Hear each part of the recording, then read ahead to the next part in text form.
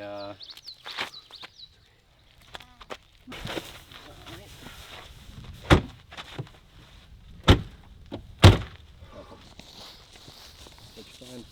a cute little moth. Oh, that is cute.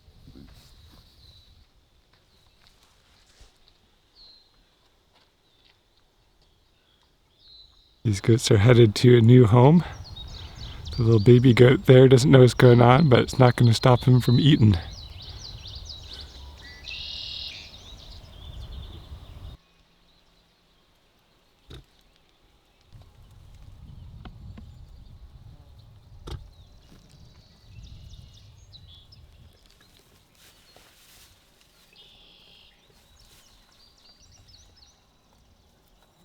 These poor little tomato plants have been stuck in this plastic container for over a week.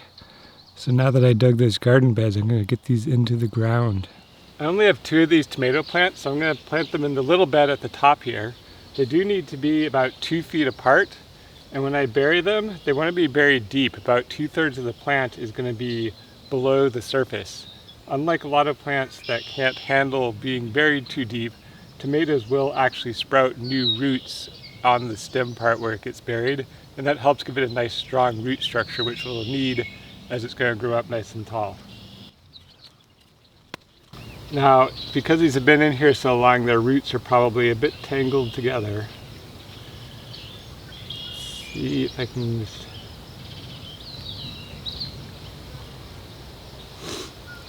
Alright. I'm going to try to spread these roots out as much as I can. They're all kind of caked in mud. I'm going to loosely break up the soil so it's on there and not all compacted, and that should make it easier for the roots to grow.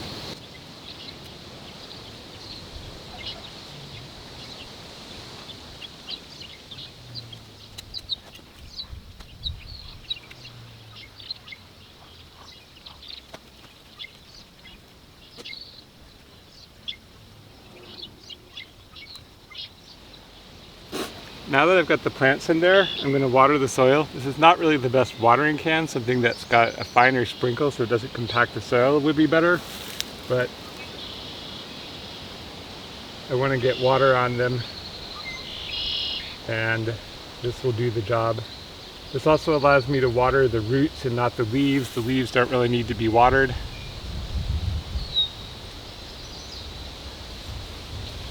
Just the roots. Tomato plants are especially prone to getting diseased on their leaves, and so getting them all wet, especially late in the day, is not a good idea. You really want to water them in the morning so that they have time to dry off and they don't get all moldy and stuff overnight. I am planting late in the day here, so I gotta decide which of the bad things am I going to do, and in my case I'm just gonna water them late in the day, but I am focusing on watering just the root system, so it should be fine.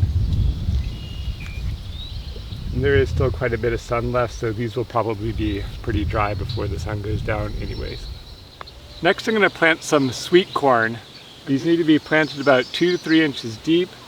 Going this direction, they can be about 8 to 12 inches apart, and then your rows are supposed to be about 20 to 30 inches apart.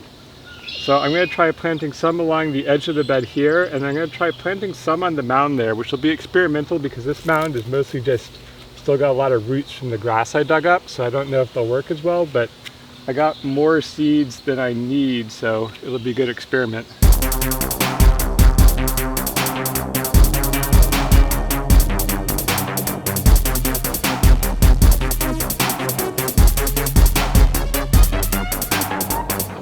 These asparagus came with a little unwanted friend, asparagus beetles. They're really pretty.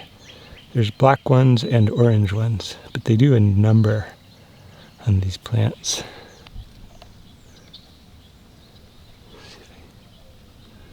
See if I can get his coloring. So if we look on these leaves, we can see them in their larva form. It's actually kind of when they're easiest to catch because they don't go anywhere. The adult ones fly and they're pretty fast. These ones are pretty slow and easy to squish. After squishing a ton of these, my fingers now smell like asparagus. So this mushroom basically appeared in the last week. That's what I'm guessing. And you said that's one that you intentionally planted there? No, it was intentionally, like, I don't know what the term is, sporulated, I think maybe.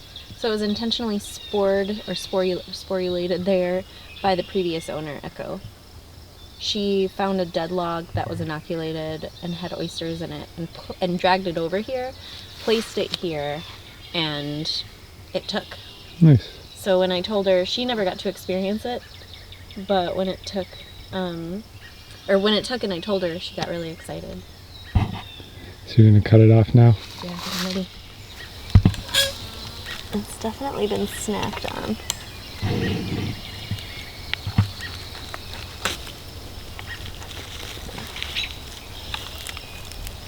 this is awesome.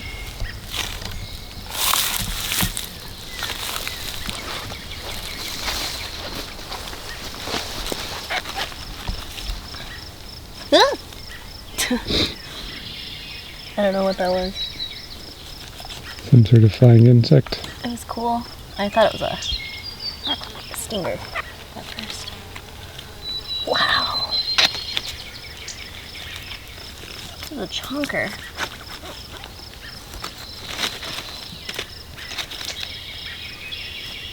This way, but here's the stem. So the gills continue all the way down to the base of the stem. And it's possible it wouldn't be an oyster mushroom if it didn't have the continued gills down the stem.